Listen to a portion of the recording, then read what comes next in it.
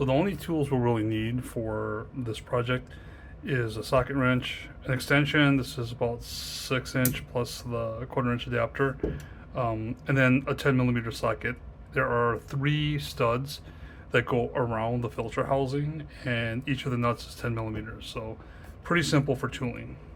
All right, so I am going to be installing this charcoal pre-filter onto the 7.5 Golf R I have, and hoping that it helps a little bit with the pollen during pollen season, because I do have allergies, and then also the wildfire smoke that we're getting, which is pretty bad. I think it set the record in Minnesota for worst air quality ever over a couple days. And I've had this laying around, just haven't had time to install it. So it's a little filtration unit that has a gasket, a rubber gasket, and in the normal US spec Golf R's and GTIs, there is a duct in the hole that goes directly to the cabin filter inside, but there's no pre-filter on that hole. So what this does is it seals on top of that existing hole behind the shroud, and mounts into place with the gasket sealing it, and then has this charcoal pre-filter that you can just replace. This unit I got from AliExpress, but you can get 2 filters with it, I think, come with it, and I got 2 additional ones just because it's easier just to have them on hand.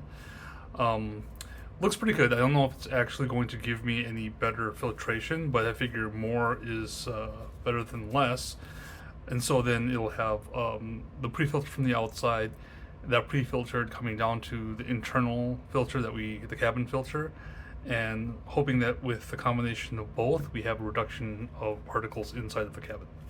Okay, one thing not to forget as you are removing the cowl is that there's a clip, and this clip goes right here. So you have to pull this out, save it, and then once done, insert the clip again. So yeah, so it holds the cowl onto the metal plate there. So to install the filter, we have to remove just the left panel, and the Mark 7 has a nicer way because we just remove the front trim, eke this little foam out of the way, and then up top here, gently pry from the top in the corner and go all the way across to release this pressure fit trim, and then we can just wiggle it slightly. At that point, we can pull it straight out. So there's no other removal of windshield wipers or anything like that necessary. This right here is what protects the inlet inside that has air quality sensor, and then inside there it goes directly to the cabin.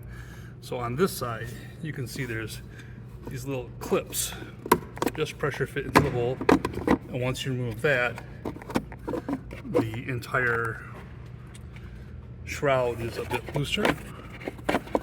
And then on this side, you have this clamp, and that clamp is just pressure fit around the central column. So just using a screwdriver to pry that off will pop the whole shroud off. So here you can see, let me get this better lighting here, how that clips on. So just a little bit of pressure, or if you take the backside off first and gently pull, it will pop this edge off and it'll come off. So once it's off, you can see that there is a protective mesh, and that protective mesh goes directly into the cabin filter. So we're removing what's there and then attaching the new version with the pre-filter in front. So I forgot to video the entire installation of the new version with the charcoal filter, but I did take a few photos, and the one you're seeing now is the old air filter housing removed, the one that just has the mesh but no charcoal filter. And what you're seeing is the cap closing the air filter from the outside, because I have recirc mode on inside of the cabin. Now, on the next photo, you can see what it looks like when you turn recirc off, and it opens the cover, exposing the inner air filter into the cabin. So what we're doing is putting the pre-filter on top of this, which has a slightly different geometry and design, allowing the charcoal filter to be inserted from the front of the car inward.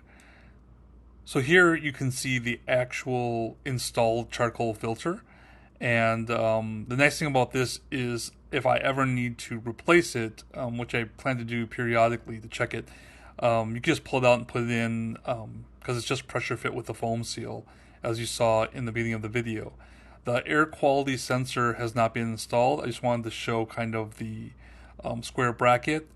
And then I also wanted to show what the clip looks like, just so you can see what is being pressed into that square hole as you remove it, because it can be a little stubborn to remove. So this last shot is the original filter, which has the seal around it showing which side was facing the inner air filter. And this design has no room to add anything in between, really. So the new design makes it super easy to swap out carbon filters as needed in the future without removing anything else but the filter itself. And with that, to put everything back to where it was, reverse the process, you should be good to go.